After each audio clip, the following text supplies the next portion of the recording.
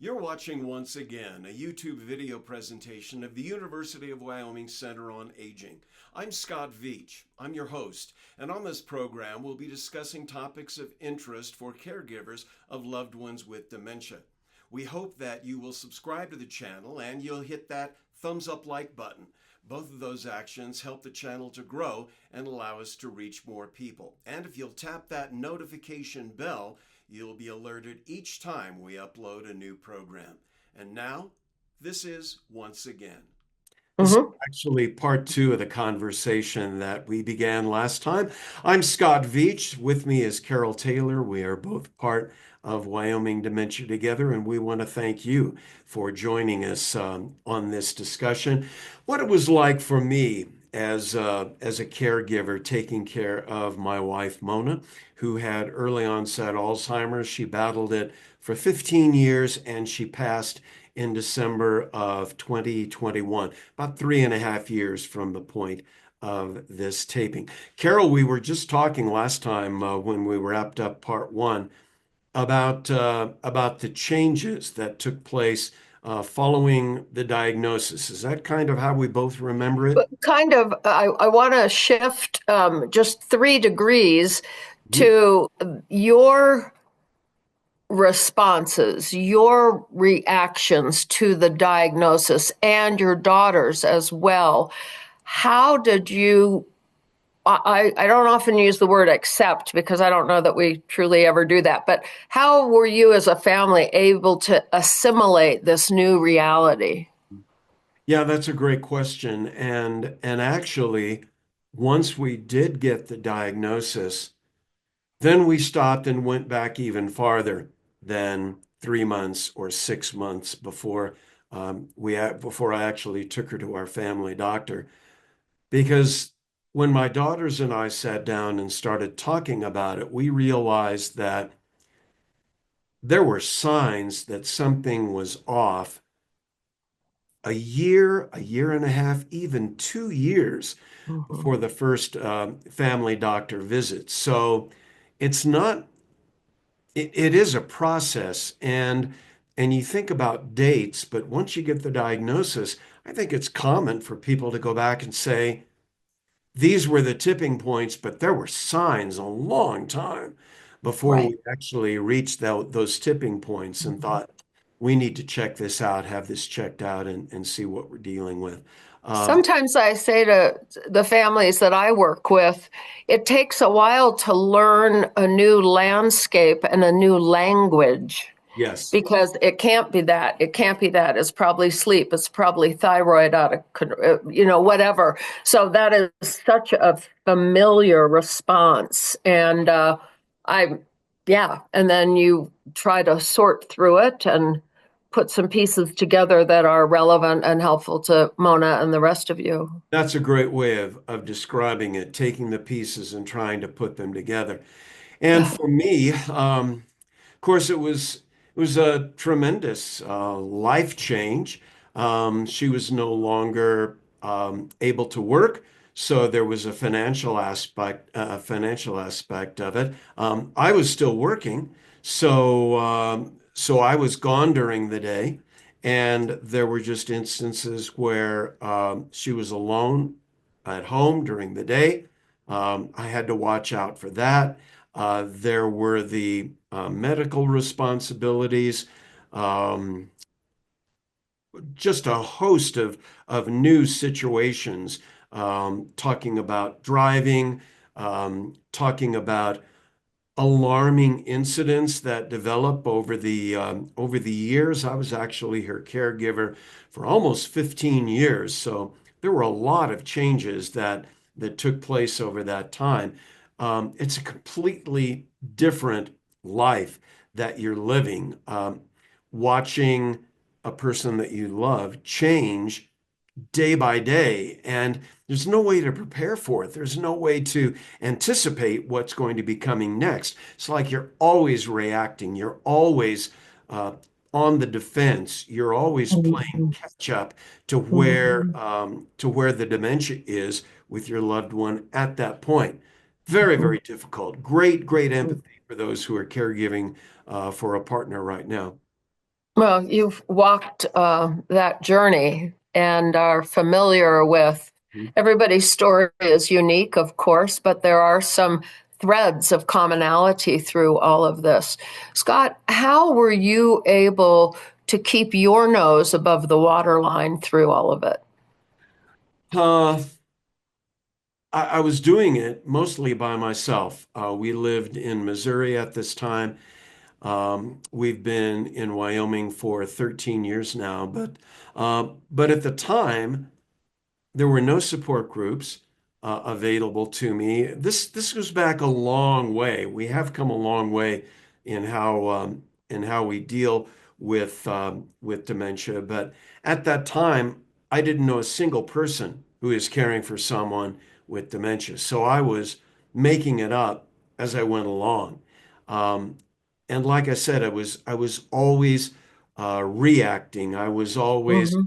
playing catch up, a guessing game. And, uh, to give you an idea, um, I walked into the kitchen one time and the microwave was on, and there was a mug of coffee in the microwave, and it was boiling out over the top, and there was still 44 minutes left on the timer.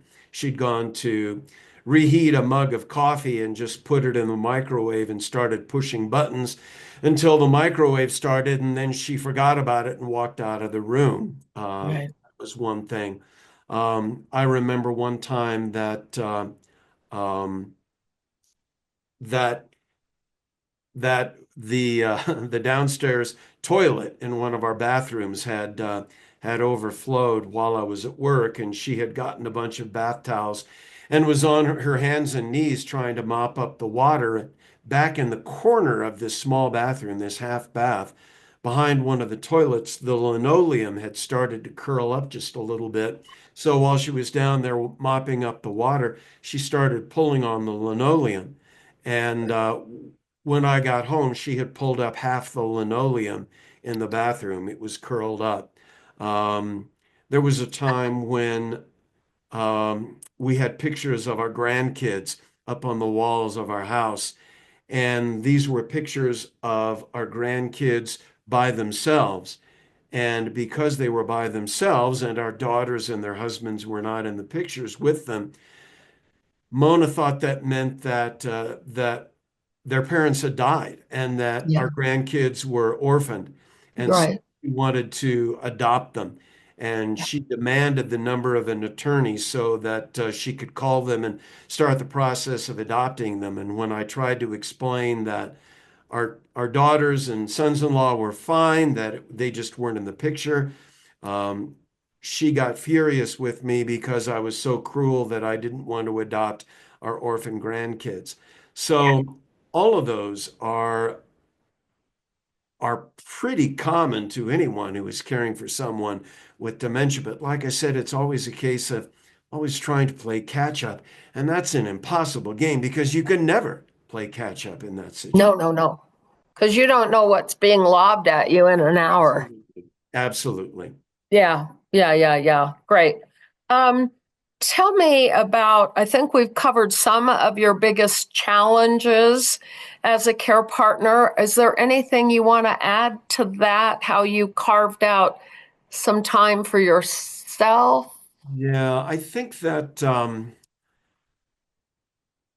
I think certainly that carving out time for myself really didn't happen until I had to decide that it was time to place her in care, place her in a nursing home. There are two questions that I get asked over and over again. One is, what's the difference between Alzheimer's and dementia?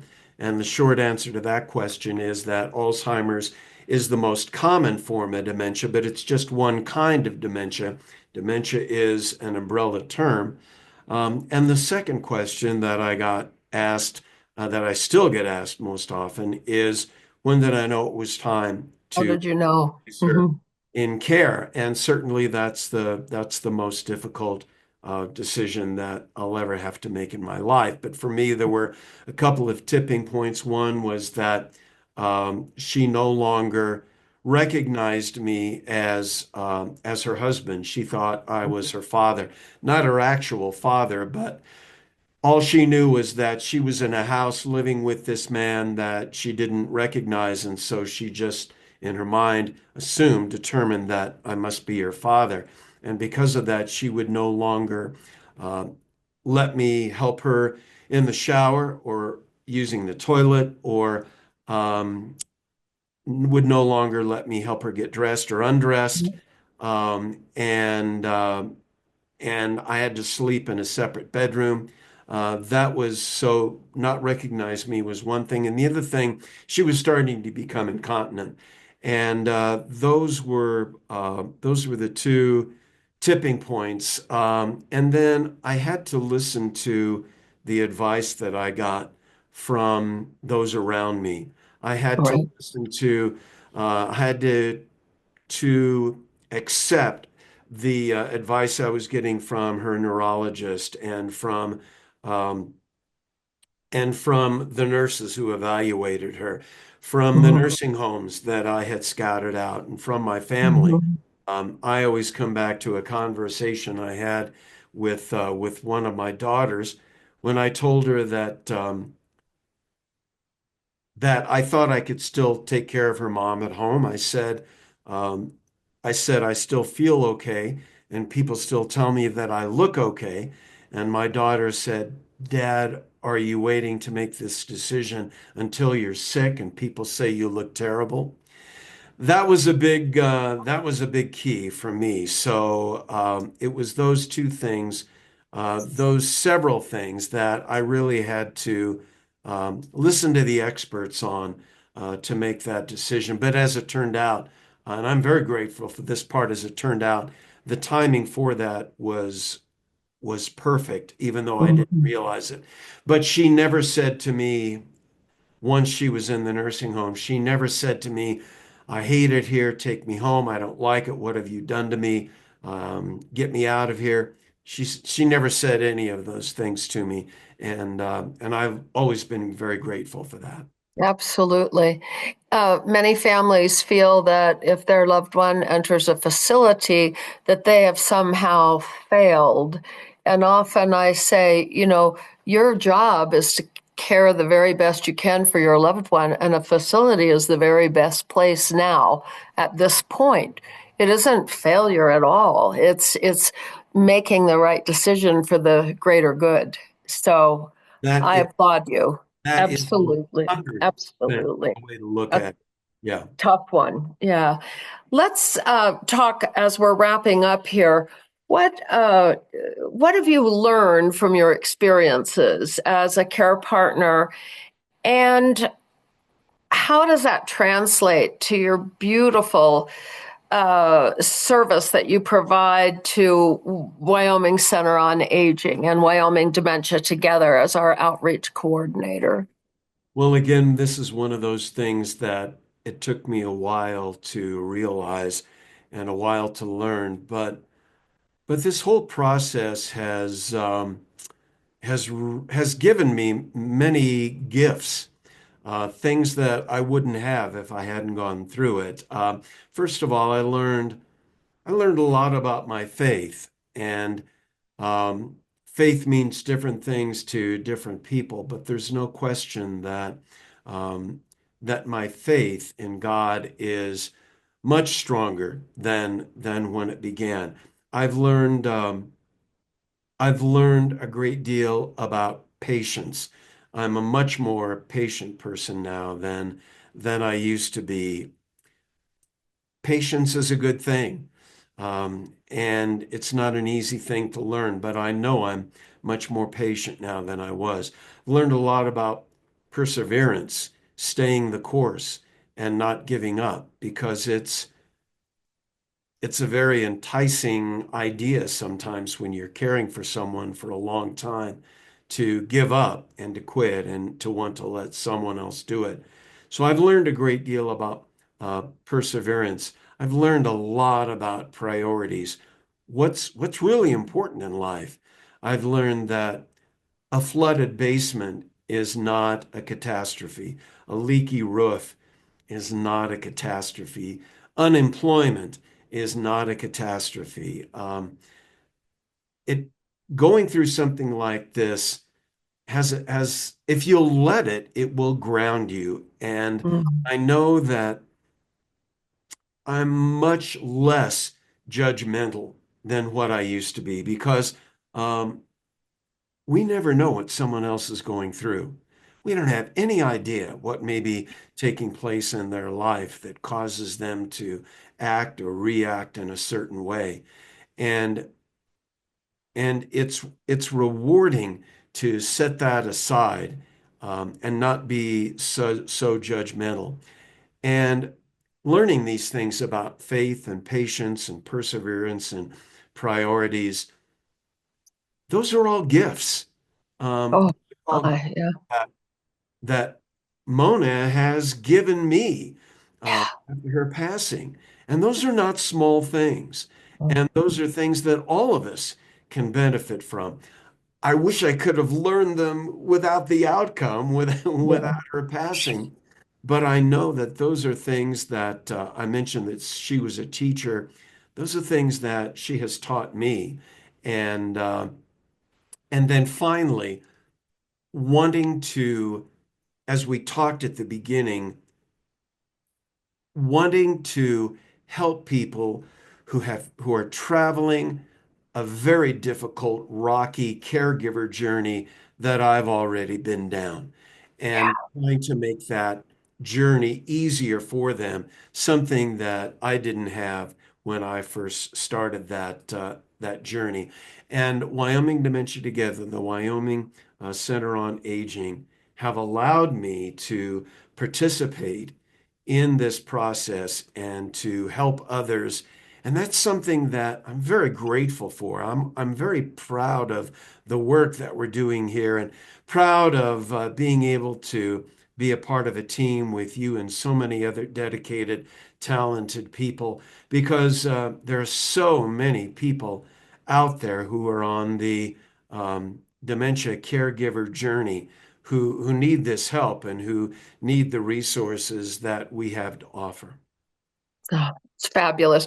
And you have been masterful in your outreach efforts and speaking to groups and churches and civic and service organizations and letting people know that we exist. And that Wyoming Dementia Together, when we meet every other week via Zoom, it's a safe place. It's a safe place, and you can say the words out loud that you don't necessarily, not you, but any of us, we don't necessarily say in public. You alluded to something a moment ago that is so true, is that we speak a language that no one else understands. And speaking that language that no one else understands, that is having a place to be able to do that is a big help for the Yeah. care. It's a relief to know that you're not alone. Yeah. Scott, my final question is I know that, Mona passed in December of 20, 21. 2021. I was going 5 years ago. And what was that moment like for you? Yeah. I think that I was at her bedside holding her hand in the nursing home, and it was not a surprise. We knew that it was coming, and I had spent the night in her room for 3 or 4 nights before she passed, and she was comfortable. Um, Her breathing was shallow and infrequent, and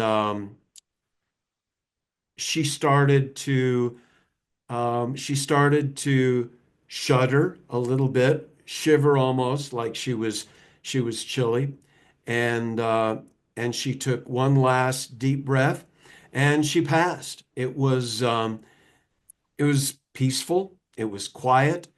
It was reassuring for me Hmm. that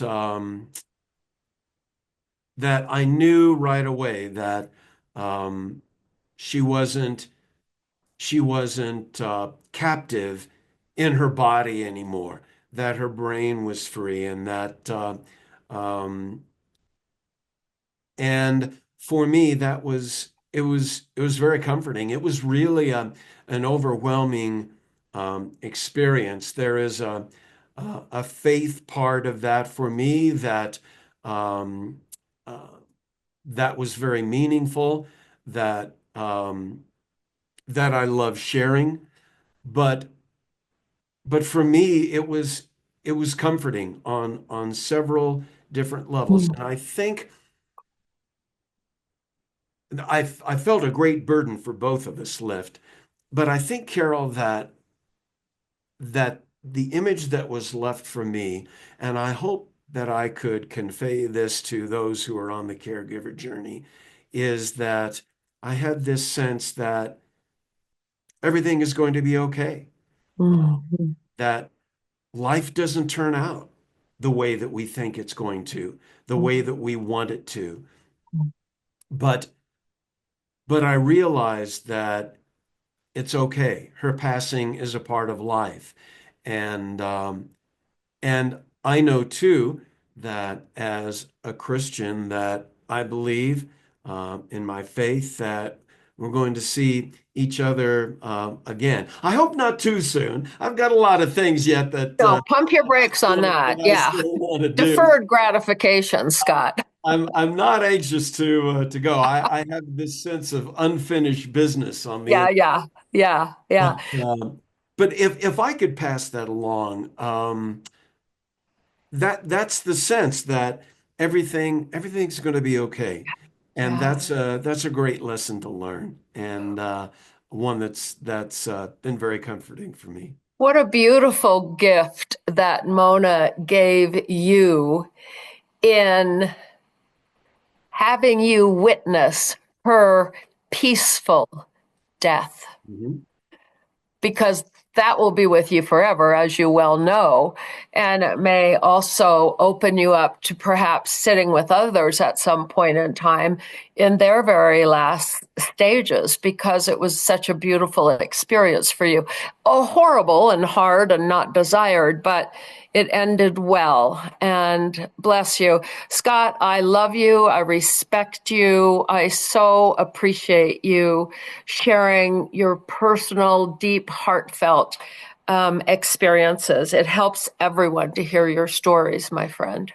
Carol, right back at you, my friend. I feel the same way. As we wrap this up, give me a quick 30-second promo about Wyoming Dementia Together and the work that we're doing, and why you find it so rewarding and so important to be a part of this group. Sure. Wyoming Dementia Together is part of the University of Wyoming Center on Aging. And we get together via Zoom every other Wednesday, and we address a variety of topics that are common and familiar to people that are care partners for a beloved with dementia or brain change. We do, in fact, speak the same language, and that in itself is a comfort to many who join the network, because, again, we know this isn't a topic that you discuss at a cocktail party. So it's phenomenal because the expertise and the quality of the folks at the Center on Aging, as well as those of us on the professional team, is pretty astounding when you bring all of the resources and experiences together. And I love doing it because I'm a solo practitioner as a geriatric social worker somewhere outside of Jackson, Wyoming, and I don't really have peers that I can talk to and be with, but you and the team are my support group. You are the people that validate that what I do still does matter. Ah, my friend, that's so great. Carol Taylor has been walking us through this edition of Once Again, and helping me be able to tell my story, share it with you. Carol, thanks so much. You're so welcome, friend. And thank you for being with us, and we'll see you again next time on Once Again. You've been watching once again a YouTube video presentation of the University of Wyoming Center on Aging.